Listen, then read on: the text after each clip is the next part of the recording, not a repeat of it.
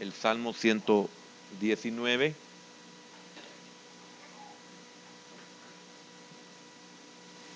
No nos hemos aburrido del Salmo, ¿verdad? Bien. Todos, aunque le aburra, yo voy a seguir. Me es impuesta la necesidad. Viera qué tremendo es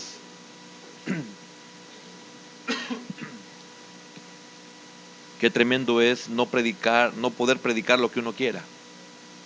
Es bien lindo a la vez, porque a veces uno no tiene en sí, en lo humano lo digo, no tiene la porción, pero al final siempre Dios da la palabra. Bien, Salmo 119, versículo número 153. Dice así la Escritura: mira mi aflicción y líbrame, porque de tu ley no me he olvidado. Defiende mi causa y redímeme. Vivifícame con tu palabra. Hasta ahí vamos a llegar por razones de tiempo. Padre, te damos gracias en esta noche por tu palabra. Gracias por este tiempo tan importante y necesario de orar y poder interceder también. Gracias. Bendecimos tu nombre, bendice nuestras familias, nuestros hermanos que están fuera del país, nuestros hermanos que están conectados. Bendice a los hermanos que nos han bendecido, Señor. Grandemente bendícelos. Bendice cada iglesia que cubre Misión Cristiana Judá. Señor, tú las cubres y has usado este ministerio para cubrirlos. Bendícelos a cada uno de los pastores, a mi hermano Waldo, a mi hermano Alberto, a mi hermano Amílcar, a mi hermana Milita, a mi hermano Guillermo Stanley, a mi hermano Eduardo Alfredo y los ministerios evangelísticos. Señor, en el nombre de Jesús, háblanos por medio de tu palabra. Amén. Pueden sentarse, hermanos, por favor. El tema para esta noche: ¿cómo enfrentar problemas demasiado grandes? Esta es la introducción. No vamos a poder avanzar. Vamos a quedarnos con la introducción y por eso leí solamente 2 versículos.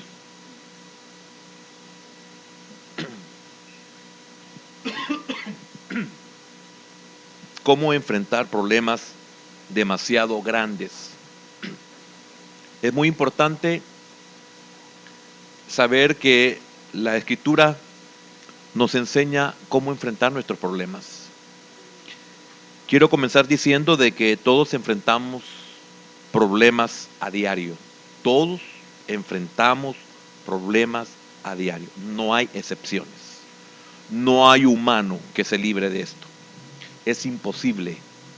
Por eso, en mi crecimiento de la palabra y en mi maduración como creyente, no estoy de acuerdo en el evangelio que se predica muchas veces para que las personas se conviertan a Cristo, ofreciéndoles algo que Cristo no les ofrece.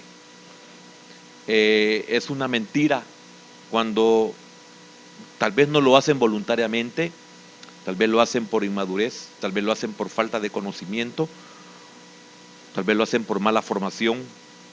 No quiero juzgar las personas que literalmente lo hacen, pero no es verdad que todo aquel que viene a Cristo se le acaban los problemas. Comienzan los verdaderos problemas. Entonces, somos una naturaleza caída, estamos en un ambiente caído, estamos en una atmósfera caída, estamos en una creación caída y por lo tanto es imposible que no tengamos problemas. Ahora es muy importante saber que uno de los propósitos que Dios tiene es nuestra restauración. Prueba de ello que esta creación gime también por su restauración. Pero tenemos que ser primero nosotros la iglesia, después el reino y de último la creación toda. Ella gime. Entonces, eso significa que mientras la restauración no llegue, no hay manera de que no tengamos problemas. No hay ninguna forma de que no tengamos, no podemos escapar de ellos, pero sí podemos enfrentarnos a ellos, pero sí podemos resolverlos. Y esto solamente lo podemos hacer a través de la Escritura. Por la falta de conocimiento, no importa el nivel que usted y yo tengamos, siempre hay una falta de conocimiento, es por por las cuales nosotros no somos victoriosos en todas las áreas.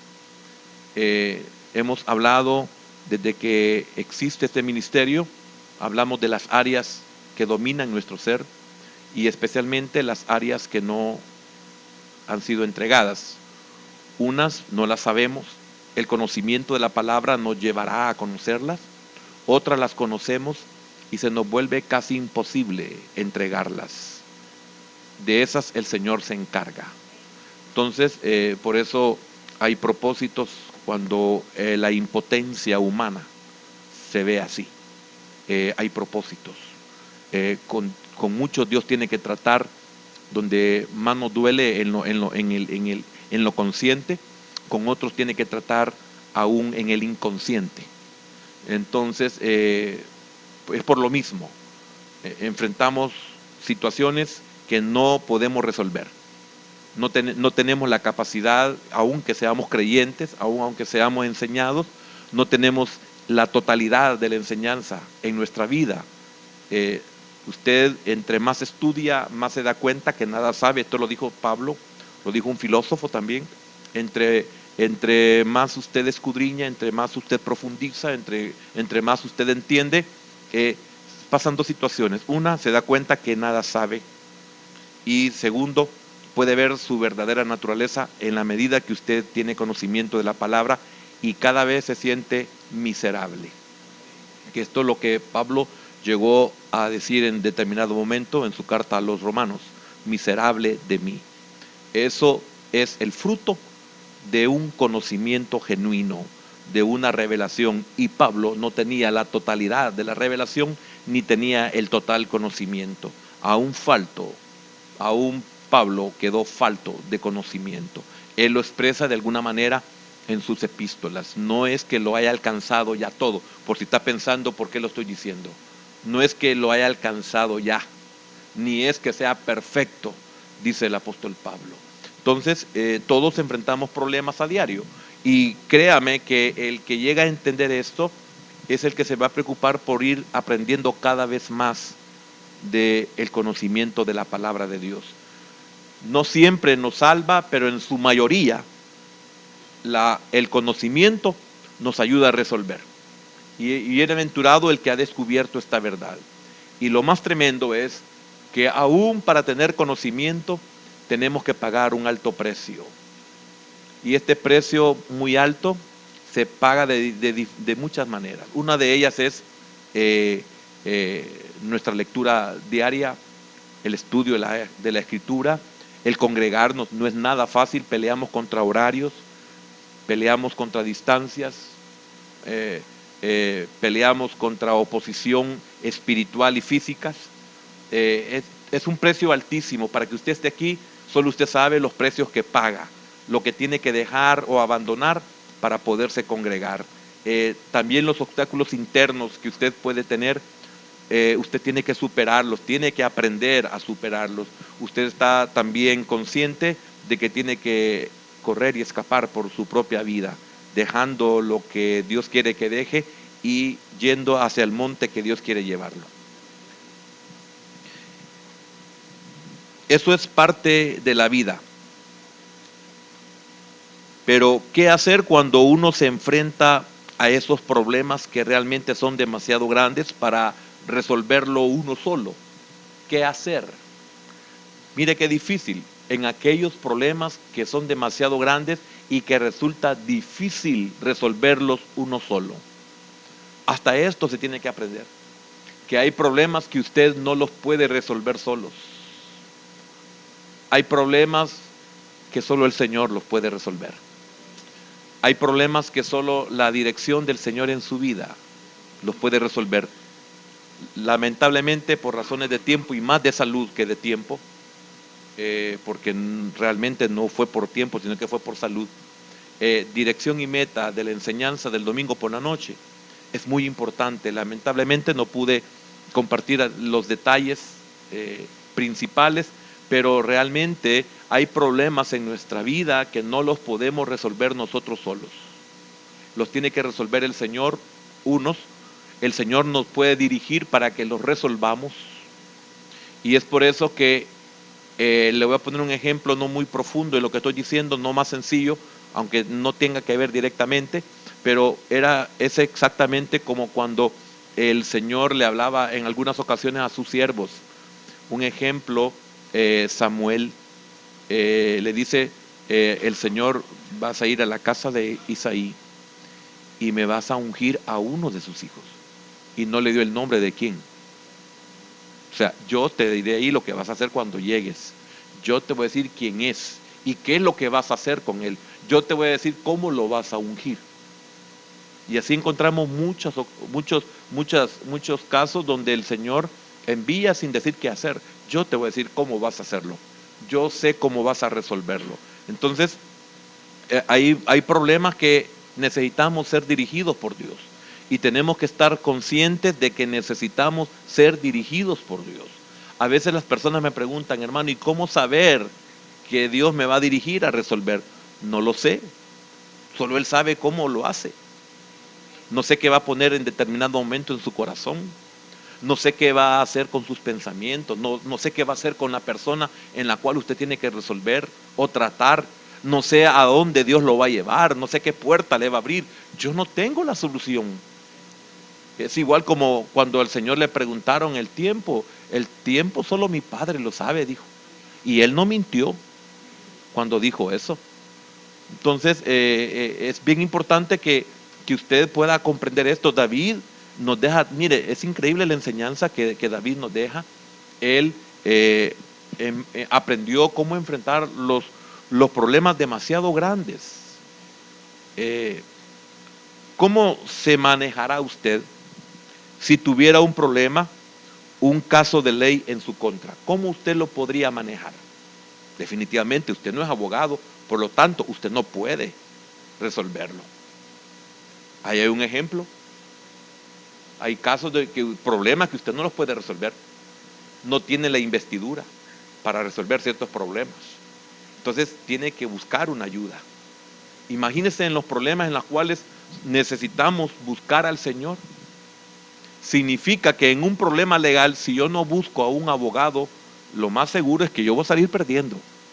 Yo no sé de ley si se podrá lo que estoy diciendo, pero lo más seguro es que yo voy a salir perdiendo. Tengo que buscar a un abogado para que me resuelva un problema legal. ¿Y cuántos problemas tendremos nosotros que solo Dios los puede resolver? Por muy sencillos que sean. No importa que no sea de vida o de muerte.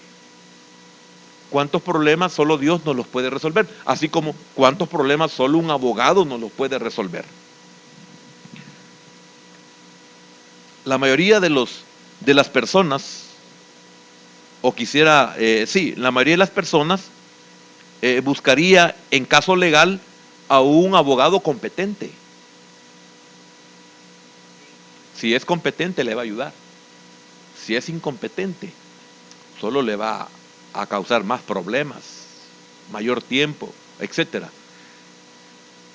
¿Se ha fijado que en cuanto a los abogados, hacemos muchas bromas respecto a los abogados?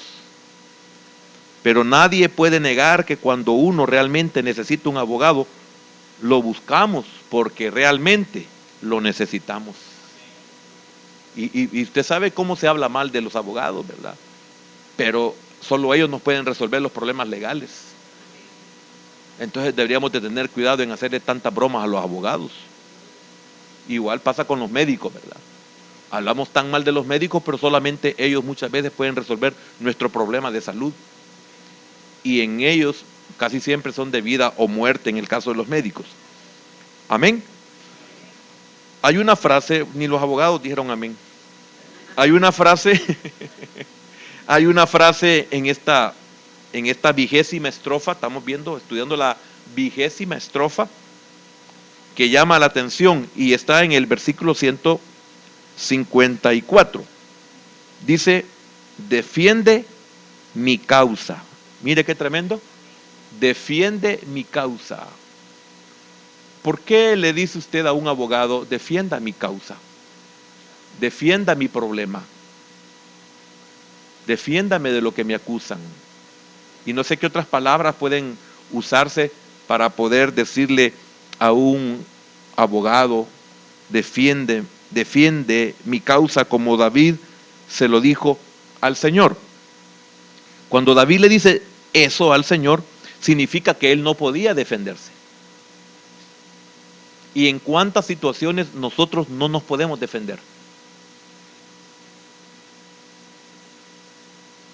Mire qué tremendo el problema grave que tenía David. Nosotros solamente estamos estudiando lo que dice y no estamos profundizando, llegando al hecho, a la situación, al trasfondo histórico de cada situación que David. Nosotros conocemos la vida de David y qué bendición que primeramente estudiamos el ungido de David, porque ahí entramos mucho en su vida personal, en su vida espiritual, etcétera, en su vida real y de todo. Y ahora solo estamos tocando así de una forma superficial la vida de David, pero él se encontraba en una situación bien grave, en una situación donde solo Dios lo podía defender. No sé en cuántas cosas solo Dios nos puede defender, aún en las cosas que verdaderamente hemos hecho o nos hemos metido. Solo Dios nos puede defender. Nosotros no tenemos moral ni para levantar nuestra vista.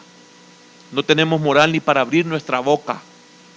No tenemos moral para presentar una actitud prepotente o altanera, porque estamos conscientes que no podemos defendernos. Entonces necesitamos que el Señor nos defienda. Entonces eso significa que él no podía defenderse, que él no podía justificarse, de que nada de lo que lo juzgaban él podía de alguna manera defenderse. David se encontraba en una situación que escapaba a su control. Estos son graves problemas o problemas graves. Cuando usted tiene situaciones que están fuera de su control, ¿entiende usted lo que es que está fuera de su control? ¿Comprende usted lo que es estar fuera de su alcance? ¿Puede estar consciente usted de que se considera impotente ante ciertas circunstancias en las cuales usted no puede hacer absolutamente nada? Y qué bendición es que usted sepa cómo hacerlo.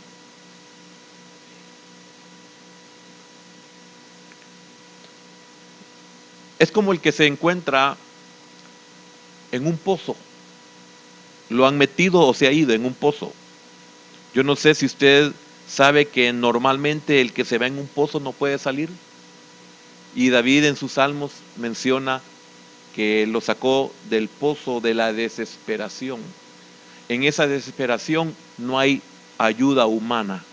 Solo Dios llega a ese pozo o a ese foso donde uno se encuentra. Entonces es imposible que alguien salga si no se le brinda ayuda. Si alguien de los que están arriba o fuera de ese pozo, si no hay alguien, no puede salir. Normalmente los pozos así se hacen. No sé si harán algunos con ciertas salvedades para poder salir, pero normalmente y en la antigüedad el que se iba en un pozo no podía salir. Inclusive en la cisterna en la cual metieron a José, José no podía salir de esa cisterna. Entonces es bien difícil cuando usted se encuentra en una situación como esta. Él no podía justificarse. Mire, hermano, es increíble la cantidad de problemas que nosotros tenemos que no nos podemos justificar. Hasta en las cosas sencillas, en nuestros endeudamientos, no nos podemos justificar. No hay justificación en los endeudamientos. Y muchas veces lo único que tenemos que hacer es bajar la cara, porque estamos conscientes de que no hay justificación, especialmente cuando Dios o personas nos han ayudado a salir de esa situación. y reincidimos. Entonces es tremendo cuando usted no puede justificarse, cuando uno está consciente que uno es el culpable, que uno ha hecho el error. Todo esto es una situación en la que escapa a su control. Hablo de David, escapa a su control. Aunque el caso de David no era por dinero, ¿verdad? Él no tenía tarjetas de crédito. Pero más de 80 veces en este salmo, David hace alguna referencia a la persecución o a la opresión que experimentaba. Y yo no sé si usted es de las personas que nos quejamos de estas dos cosas. Nos quejamos de que nos sentimos perseguidos. Quiero decirle algo, hermano, es tremendo sentirse perseguido, es horrible, y no estoy hablando de lo físicamente, pero aquellos que estamos nosotros en este caminar podemos sentir esta persecución y sabemos que es espiritual. Las personas son usadas por el enemigo, pero nosotros sabemos que la persecución es espiritual, porque la persona no es la misma en la cual nosotros sentimos que somos perseguidos. Y hemos entendido y sabemos por la palabra que nuestra lucha no es contra carne ni sangre, sino contra huestes espirituales. Y usted lo puede notar porque no son las personas en sí, sino que son diferentes personas. Y usted puede ver que el problema es más espiritual que físico, más espiritual que humano. Usted puede ver que las personas están siendo usadas por la potestad para hacerle la vida miserable, hacerle la vida añicos. A usted que sabe, como ponía el ejemplo, que David tenía problemas graves y en los cuales él no tenía control de las circunstancias o de las situaciones. Y él sabía por qué se encontraba en esa situación. Entonces, igualmente a la opresión que muchas veces nosotros sentimos. Yo le quiero preguntar, ¿habrá algún creyente que no sienta opresión? Sí, creyentes nominales. Estos no padecen nada. Pero el verdadero creyente siempre tiene opresión, aún hasta cuando está dormido. Tiene luchas, tiene batallas, tiene problemas en su trabajo, tiene problemas en su casa, tiene problemas con los vecinos, tiene problemas con los de la escuela, con los del colegio, con los de la universidad, con sus maestros. Peor si saben de que es creyente, lo tratan de avergonzarlo, de pelarle la cara, de humillarlo, de hacerle la vida imposible. Una opresión tremenda que muchas veces el joven quiere huir y no es de huir, es de resolver la situación como Dios la resuelve.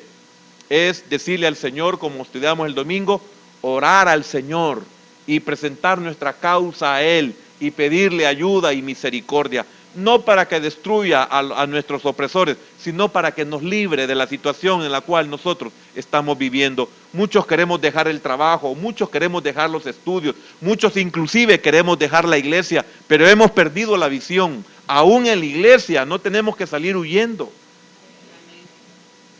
Tenemos que esperar en el Señor y ver por qué estamos viviendo ciertas situaciones. Algunas de ellas, no todas, nos ayudan a crecer espiritualmente, nos ayudan a conocer cómo somos el cuerpo. No todos somos iguales, no todos tenemos el mismo crecimiento, no todos tenemos el mismo temor, inclusive no todos somos del mismo redil. Debemos de ser entendidos para esto. Fíjese que en sentido profético, David representa a Israel en el tiempo de la gran tribulación. ¿Y en qué sentido? En los problemas. Así se va a encontrar el reino en el tiempo de la tribulación. Nosotros decimos que bendición porque la iglesia va a ser arrebatada y después vienen los 7 años de tribulación. Nosotros no vamos a ser arrebatados a la mitad de la congregación de la tribulación. Nosotros vamos a ser arrebatados antes de que venga la tribulación. Eso es lo que nosotros creemos y nos mantenemos. O sea, hay muchas doctrinas en relación a esto, pero no es nuestro problema. Nosotros sabemos que antes de todo esto, nosotros vamos a ser quitados y después viene el trato que son 7 años. Los 7 años, las 7 veces que fue calentado de más el horno en los tiempos de Daniel con Ananías, Misael y Azarías, que le pusieron Mesac, Sadrach y Abednego, y usted ve que Daniel no aparece por ahí, que es figura de la iglesia. Él no estaba, él no aparece en escena, solo aparecen estos tres en los 7 grados de extremo calor que le habían dado al horno. Entonces, estos descubrirán. Estoy hablando de que en sentido profético David representa a Israel en el periodo de la tribulación. Estos descubrirán, al igual que David lo hizo, que solo si confían completamente en la palabra de Dios podrán salir de la hora de la prueba. ¿Quién está siendo probado? ¿Quién tiene un problema grande? ¿Quién siente una situación fuera de su control? ¿Cómo está dando Dios la salida? Como se la dio a David y como se la dará al pueblo de Israel en ese periodo en el cual él no puede. Él depende únicamente del cumplimiento de la palabra de Dios en la vida de todo ese pueblo. No podrán salir de la hora de la prueba solamente si confían completamente en la palabra de Dios. Si usted se encuentra en esta situación, lo único que le queda es, hermano, confiar completamente en la palabra de Dios. ¿Verdad que tiene lógica? ¿Verdad que tiene sentido? ¿Por qué tiene lógica y por qué tiene sentido? Que podríamos decir que es lo mismo. ¿Por qué? Porque de todos modos está fuera de mi control. ¿Y qué significa que está fuera de mi control? Que no puedo hacer nada. ¿Me estoy dando a entender? Es como el que está en el pozo que poníamos el ejemplo. De todos modos no puede salir. ¿Qué tiene que hacer? Esperar que alguien lo pueda sacar de ahí. Entonces, qué maravilloso es saber que si confiamos completamente en la palabra de Dios, el Señor nos hará salir de la hora de la prueba. Primero, si usted conoce la palabra, usted sabe que la prueba tiene un tiempo. Que Dios nunca lo va a dejar para siempre en una prueba. Pero también usted ha aprendido de parte de su Dios que en el día de la prueba, en la hora de la prueba, usted tiene que confiar en Él. Porque si no, lo va a matar o lo va a destruir otra cosa y no Dios ni la prueba. Por eso es bien importante, hermano, tener control aún de nuestras emociones. Quiero decirle algo, hermano, usted, y cuando digo hermano me estoy refiriendo a los dos sexos. Hermano, usted debe de, a estas alturas, debe de tener control de sus emociones. Si usted tiene más de 3 años de estar en Cristo, ya es absurdo que usted no pueda controlar sus emociones. Si usted no ha podido controlar sus emociones, son por 2 cosas. 1, porque no quiere pagar el precio. Y 2, porque no está dispuesto a abandonarlo. Porque muchos hemos entrado en el círculo vicioso de una emoción tonta y estúpida. De sentir conmiseración. De deleitarse. Fíjese, mire lo tremendo del alma. De deleitarse en la depresión. De deleitarse en la tristeza. De deleitarse en el dolor. Parece vieja o viejo novelero. Porque solo en las novelas se ve eso. Pero es lo que ministra ese tipo de programas. Gracias. Eso es lo que ministra. Nosotros no ministramos eso. Nosotros ministramos, quítese esa capa de miseria y de desgracia, quítese esa capa de pobreza, como lo hizo el ciego Bartimeo. Se despojó de la capa, la aventó por allá. O sea, la capa representa la cobertura. Y por lo tanto, si usted se está sometiendo a ese tipo de programas, usted se está poniendo una capa que no es la del Señor. Debería ser la capa de Booz, la que lo cubra. Hablando de Ruth, en lo que estábamos al principio orando. De nuestro Señor. Amén. Pero algunos todavía se cubren con el manto sagrado. Para vergüenza de muchos de nosotros lo digo. Ya sea que nosotros estemos enterados o no de ello, fíjese bien, hablando de una acusación, hablando de una prueba, defiende mi causa. Yo no soy abogado, quisiera tener ese conocimiento del abogado para poder decir qué significa antes de esto. Cuando alguien dice, defiende mi causa, el antes de esto quisiera ser abogado para decir, mire, se da por esto, esto, esto y esto, pero no es enseñanza de ley. Pero dice, defiende mi causa. Fíjese qué tremendo esto. Ya sea que nosotros estemos enterados o no de ello, de acusaciones, hay cargos en nuestra contra que han sido presentados en la corte celestial. Y aquí no importa el nivel de espiritualidad que usted tenga, porque vamos a ver un caso donde todavía no era apóstol, era apenas discípulo, y mire el cargo que le pusieron, mire la acusación que le pusieron. Es tremendo, hermano. Aquí, repito, ya sea que usted o yo estemos o no estemos enterados, hay cargos en nuestra contra. Ahora, ¿por qué hay cargos en nuestra contra?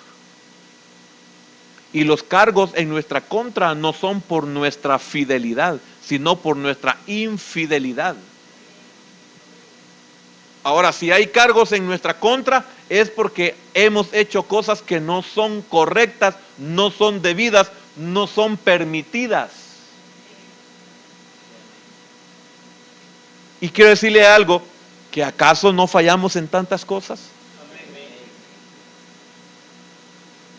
Usted sabe que entre más aprendemos la escritura y más nos conocemos cómo somos, nos volvemos mejores maestros. ¿Sabe por qué nos volvemos mejores maestros? Porque estamos viendo la verdad de la condición del hombre. Entonces ya no podemos engañar, porque ya no creemos en pájaros que están embarazados, espiritualmente hablando. Porque nos volvemos campeones en los púlpitos, hermano, mandando misiles y misiles y misiles, como que nosotros fuéramos impermeables o fuéramos blindados. Y en la medida que usted se va conociendo la palabra del Señor, en esa medida usted, no su hermano, usted se va conociendo la desgracia de persona que es, la miseria de persona que somos. Entonces, cuando usted se da cuenta de esa verdad, ¿hasta cuándo nosotros podemos ser mejores padres? Hasta que somos abuelos. Pero somos tan inútiles que siendo abuelos, seguimos siendo los mismos padres y peores en nuestros nietos. Cuando la vida nos ha enseñado los errores que hemos cometido, deberíamos de ser estrictos con nuestros nietos y somos toda completamente alcahueta. Es cierto, no son mis hijos, entonces no tampoco haga lo que no se debe. Amén. Ningún abuelo quiere decir amén hoy. Sí, yo oigo a hermanos y dicen, es que mire hermano, es que yo pues no soy el papá del niño ni de la niña, o sea, ¿cómo lo va a estar regañando? Sí, pero le estamos permitiendo. Y hay maneras para decirle al bebé o no bebé, porque hay bebés de 30 años, que se les tiene que decir, no, yo no estoy de acuerdo, hijo. Mire, no me gusta cómo le habla a su papá o cómo le contesta a su mamá, no me gusta. Y yo no tengo que castigarlo, ni gritarle, ni regañarlo fuerte, decirle, no, hijo, mire, a mí no me gusta. Yo le voy a poner distancia porque a mí no me gusta cómo trata a su papá. Pero los abuelos no lo hacemos. Los papás los regañan y salen para donde los abuelos. Y los abuelos, ay, ¿qué fue, mi amor? No, no me lo regañe. Haciendo un monstruo más monstruo del monstruo que ya es. Da risa, pero es cierto, hermano. Entonces nosotros como abuelos, yo le digo, Señor, si alguna vez me permite ser abuelo, yo voy a tratar de no ser lo que mis hermanos hacen.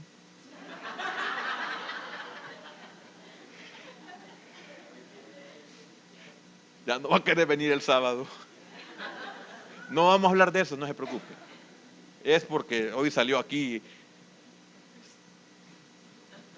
salió el peine. pero es una verdad. Amén. Entonces, aunque no estemos enterados de ello, hay cargos en nuestra contra.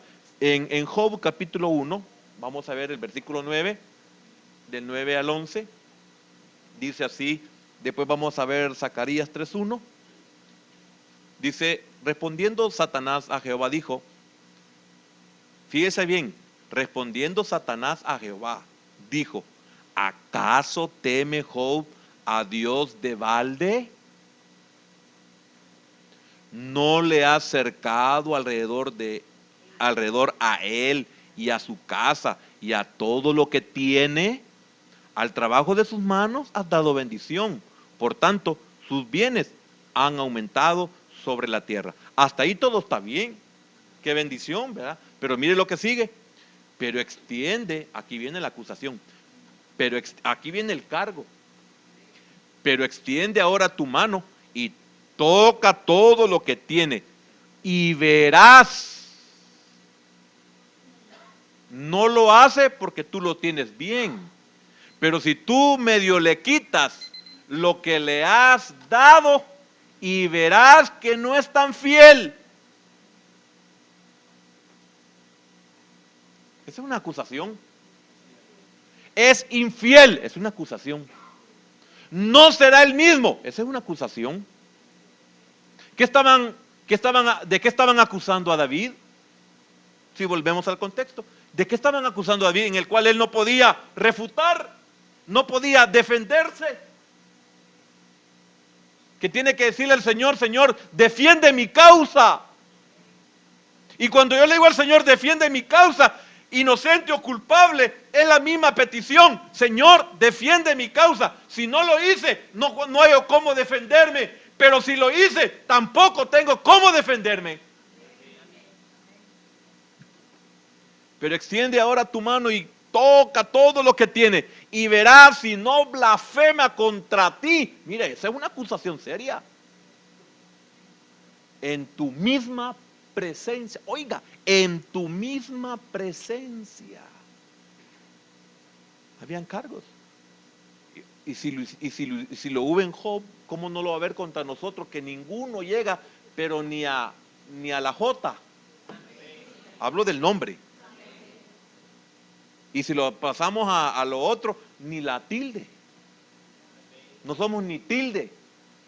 Porque la tilde representa lo más pequeñísimo de la ley. Tiene una figura espiritual que es lo más chiquitito. La tilde. Eso. Tiene un sentir, tiene una razón, tiene una figura. Así que usted no puede decir, no, si yo ayer acepté al Señor, ya estás en la lista, hijo. Ya te volvieron cangrejo, por lo tanto a la playa. Ya te volvieron pez, por lo tanto al agua.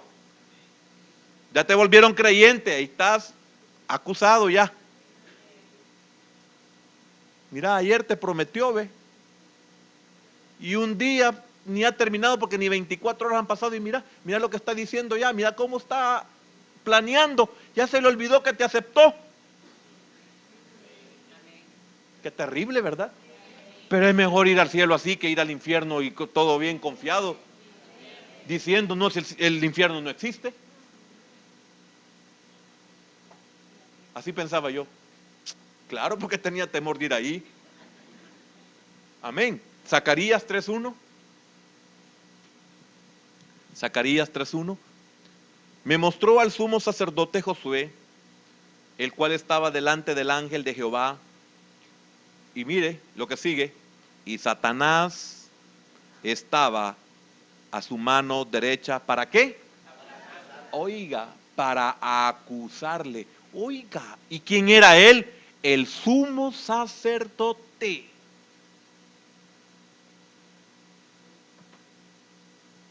Hay una alabanza que dice si Dios, como dice hermano Carlos, si Dios saca errores, ¿quién? ¿Cómo? Si tú señalas errores, ¿quién? ¿Quién entrará? Imagínense que todos estuviéramos allá afuera y el Señor en la puerta. Van a entrar los que no tienen ningún error. Hermano, yo antes de que lo diga, yo ya me voy. Por eso dice que los más viejos fueron los primeros. Yo voy en la punta ya. Hermano, ¿y quién se iba a quedar? De los más viejos se retiraron cuando él dijo, el que esté libre de culpa, si tú señalas errores, ¿quién entrará? Hermano, quiero decirle, una alabanza muy linda, pero viera que a mí me hace unos estragos terribles. Yo veo que usted se goza y yo digo, Señor, yo siento que una navaja ninja se queda corta haciéndome pedazos las entrañas. Es el bisturí que habla Hebreos, capítulo número 12. Si no me equivoco es el 12, ¿verdad? 6:12 creo que es. 4:12.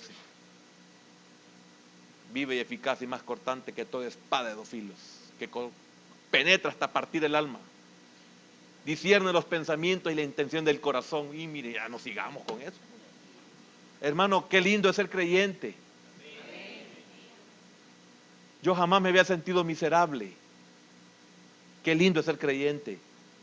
¿Sabe por qué? Porque esa es la verdad. ¿Y de qué me sirve sentir que me sentía sano si estaba con un gran cáncer espantoso?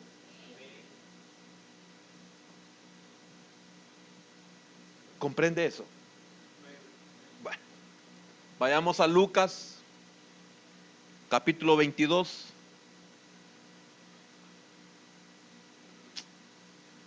Dijo también el Señor, no era apóstol todavía, estaba en su formación ministerial, estaba en su formación, era discípulo. Dijo también el Señor, Simón, Simón, he aquí Satanás os ha pedido para zarandearos como a trigo. Terrible, ¿verdad? Nuestro adversario, el diablo, es un acusador que trabaja como un abogado acusador. Apocalipsis capítulo número 12 y versículo número 10. Esta es la imagen que evoca, mire. 12:10. Entonces oí una gran voz del cielo que decía, este es el futuro. Ahora ha venido la salvación, el poder y el reino de nuestro Dios y la autoridad de su Cristo, porque ha sido lanzado fuera el acusador de nuestros hermanos, el que los acusaba delante de nuestro Dios día y noche. Vimos Job, vimos Zacarías y vimos Lucas, que es casi lo mismo con Pedro. Ese es futuro, este no es hoy.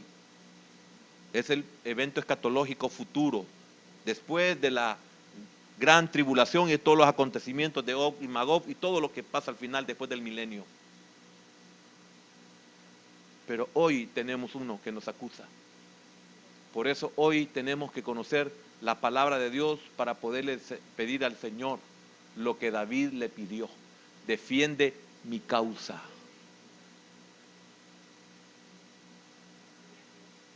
Culpables o no, Señor, defiende mi causa. Tenemos una serie de detalles en cuanto a este proceso en la historia de Job. La escena de Job en sus 2 primeros capítulos es una escena en el cielo, cuando Dios y Satanás, la escena es en el cielo, porque está Satanás que se presentó, según Job 1:6, se presentaron delante de Dios sus hijos, o se presentaron sus hijos delante de Dios, o los hijos de Dios se presentaron delante de él, y entre los cuales iba o venía Satanás. Entonces esa escena fue dada en el cielo. Cuando Dios y Satanás, voy a ocupar esta palabra, nosotros la malentendemos, pero usted creo que la va a entender, discuten sobre el carácter de Job. Amén. Ahora, quizás por tiempo voy a llegar hasta aquí, pero quiero decir algo muy lindo para mí, pues espero que tal vez para usted lo sea. Veamos Job 1:6. Mire, el libro de Job tiene un principio y un fin, y esto es lo lindo. Job capítulo 1 y versículo número 6. Y después vamos a poner el 42 y el versículo número 10 nomás. Un día vinieron a presentarse delante de Jehová los hijos de Dios, entre los cuales vino también Satanás. Aquí vemos en este versículo que comienza la acusación contra Job, comienza el trato duro para Job. Ahora, cualquiera puede pensar y decir, bueno, pero si Dios dijo una verdad, y es una verdad, que no hay otro como mi siervo Job, perfecto, etcétera, íntegro. Y aún después del trato le dice el Señor a Satanás, ¿has visto cómo aún aunque tú me has hecho que sea tocado, cómo él ha mantenido su integridad? Pero óigame, eso lo decía Dios y era verdad. Hermano, Dios tiene un concepto de usted que es genuino. Para Dios usted es perfecto. Es que ya es perfecto. La Biblia lo enseña. Los espíritus hechos perfectos. Lo que pasa es que usted y yo estamos todavía en este tiempo y vemos nuestra verdad, que ya no quiero decir la misma palabra, vemos nuestra verdad, pero delante de Dios usted ya fue hecho perfecto por los méritos de nuestro Señor Jesucristo. Significa que tenemos un tiempo duro y difícil todavía que caminar, pero mira qué lindo lo que dice el capítulo 42 y versículo número 10, porque si usted leyera para que usted con lupa del Señor vea el capítulo 23 de Job, ahí se va a dar cuenta, el versículo número 30, el 29, capítulo número 30, y usted comienza a darse cuenta cómo Job habla de su vida anterior.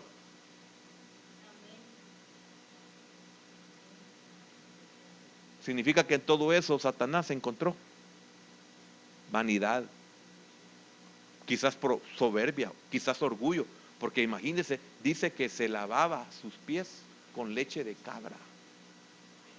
Y comienza a decir un montón de cosas, y que yo era para el pobre, y que yo era para la viuda. Oiga, yo no estoy diciendo que Job estaba vanagloriándose, pero ¿por qué Satanás pudo llegar ante Dios y Dios decirle, está bien?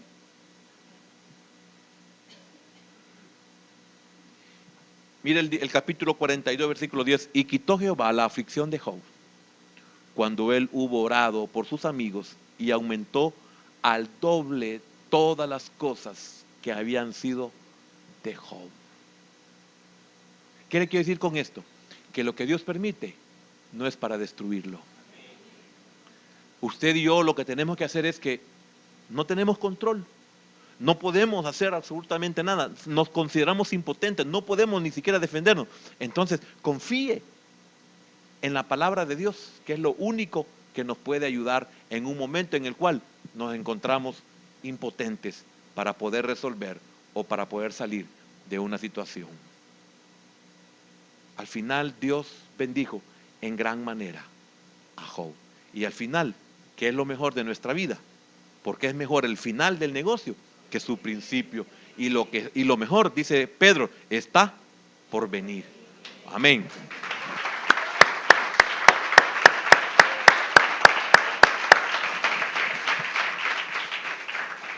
Cierre sus ojos.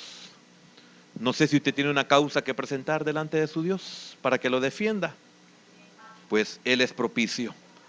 David le dijo, mira mi aflicción y líbrame, porque de tu ley no me he olvidado. Defiende mi causa y redímeme. Vivifícame con tu palabra. Señor, muchos creen que por ser cristianos no sabemos lo que somos.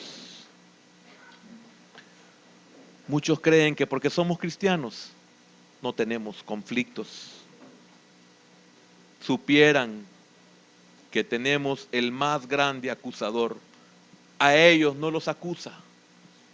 Nos acusan a nosotros, los que llevamos tu nombre.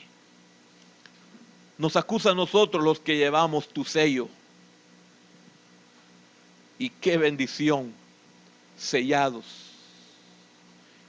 Y ese sello nos vuelve santos, porque el sello es para poner una señal sobre la vida del pueblo de Dios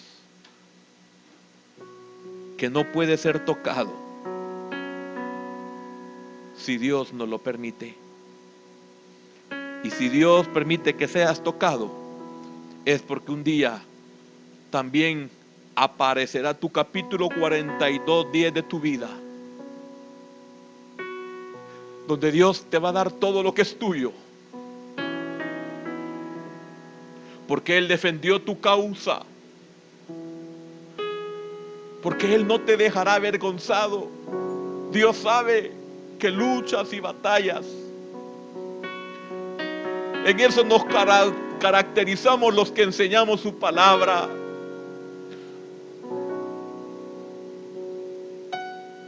Somos los más indignos porque sabemos nuestra naturaleza. Somos los primeros en descubrir quiénes somos. Pero tenemos un abogado. Pero tenemos a uno que defiende nuestra causa, y ese jamás ha perdido un caso.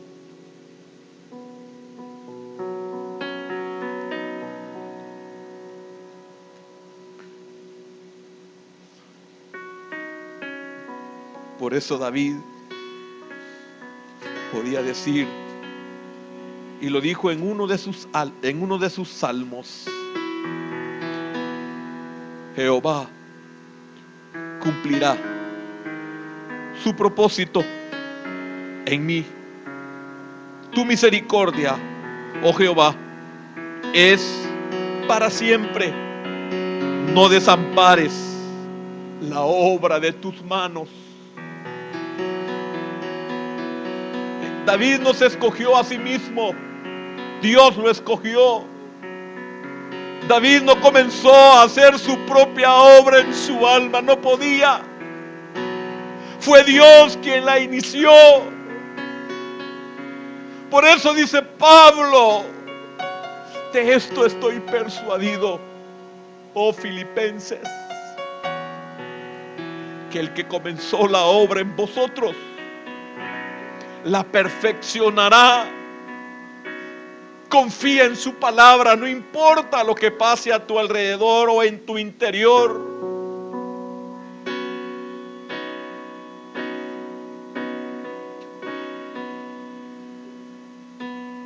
Presente su causa delante de Jehová.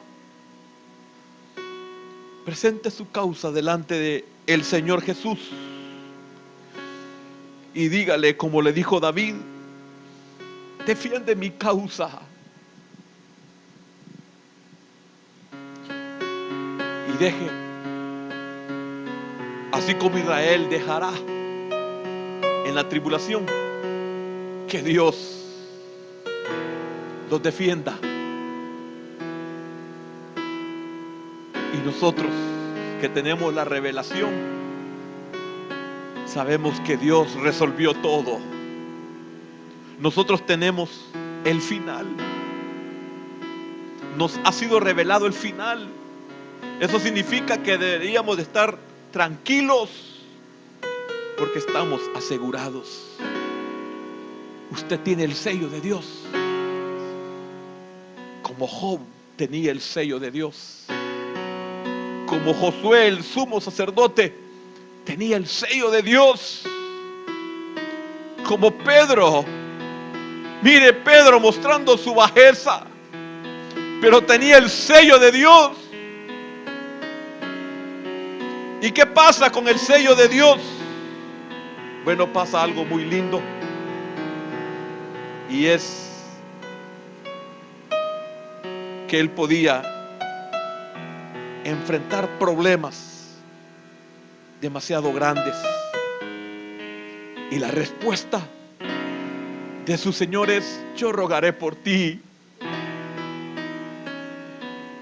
para que tu fe no mengüe.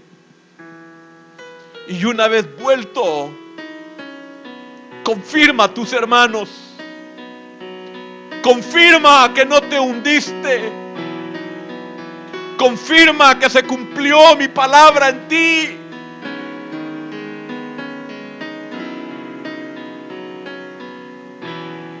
Por eso no es en vano que le diga al Señor: defiende mi causa.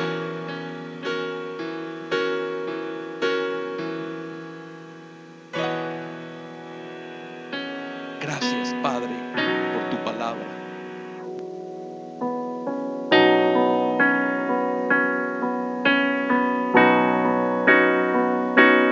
Aunque yo esté en el valle de la muerte y dolor, tu amor me quita todo temor.